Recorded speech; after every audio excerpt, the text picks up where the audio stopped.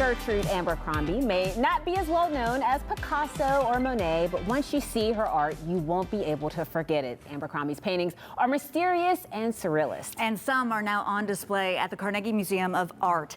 The exhibit is called The Whole World is a Mystery. Boaz is back, and Boaz, her pieces, they're bold yet simple, but when you take a closer look, they really reveal the artist's intricate and very complex mind.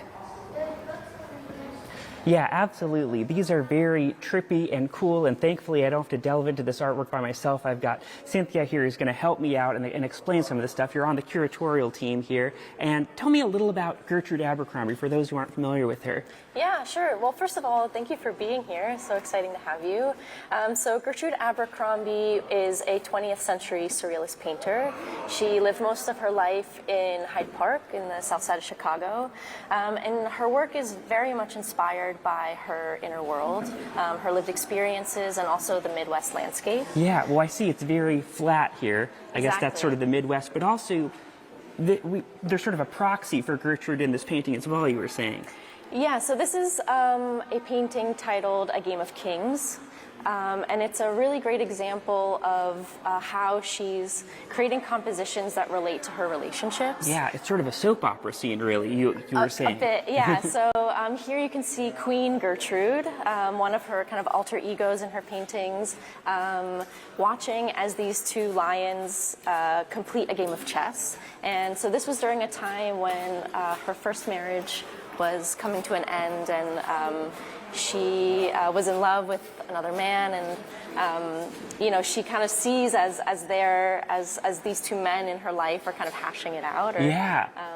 So we'll see who wins the game, basically. Exactly. Yeah. And then some of her other symbols come in, like the carnation. If you can see that detail, or the ivory tower. Right, which recurs in a couple of her works. And I want to work our way down here a little bit, because there's some other... Oh, there's a stroller behind you. Because there's about 80 pieces in here, right? Exactly, yeah. And it is, some of them I feel like at first glance, it looks like maybe more of a standard scene, but then sort of the longer you look, sort of the stranger things seem. Right. Yeah, so her paintings really have a bit of a range. Sometimes they're very surreal and symbolic. Like this is feeling like Dali to me-ish. I don't know, maybe it's like it almost looks like there's a moon over there on the ground. Right, kind of mirroring the moon in the sky. Yeah. Yeah, so this is a painting that she made in 1951, so during the height of her career, and also brings together really her unique visual language. Yeah. So the Victorian blue chaise lounge and nightstand that she would have referenced from her own home. Oh, wow. And self-portraiture is always an important subject in her paintings. Yeah, and I love this one down here. This one is sort of one, you look at it and it looks standard, but then you realize that in that framed, piece of art on the wall in the painting is a mini version of that painting. Exactly. Yeah, the picture in the picture is a motif that you can see throughout her paintings. Yeah. And this is a unique example where the picture really continues. Right. And we have, as I said, there are over 80 here, and I think we have some video footage so we can show you a few more of the paintings in the collection. And if we thought that one was small, they get even smaller. Right, yeah, some of her works are as small as 1 inch by 1 inch. Wow. Which is as smallest as she went, but it is quite remarkable. Well, it's hard to fathom how you could even paint something this small. So this is a tiny, 1 inch by 1 inch piece of art. Like, would you wear this as a necklace? Yeah, so she made these as brooches. Oh. Each object actually has a pin on the back and meant to be worn. Yeah.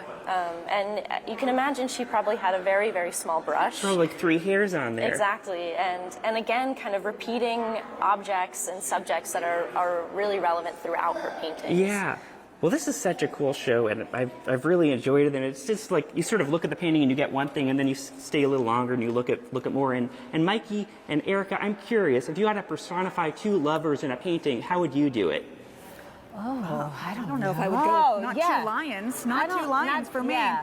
Boaz, sure. I'll tell you, I was familiar with her work because of Antiques Roadshow. A piece came up. It was 4 by 5, so very small. Someone said they got it at a garage sale for $5. Turns out now I believe it's worth over $40,000. So that's how popular her work has gotten. It wasn't always like that, but as time went on, people really started to appreciate it. So this is a big deal for it to be here. Yeah. Absolutely. Gosh, that's very cool. Yeah. All right. Well, thank you so much, Boaz. And he's right. The longer you stare at some of those paintings, the stranger they get. Yeah, very interesting. It is. All right, Gertrude Abercrombie, The Whole World is a Mystery is open at the Carnegie Museum of Art through June 1st. We're heading into the kitchen after the break. Stay with us.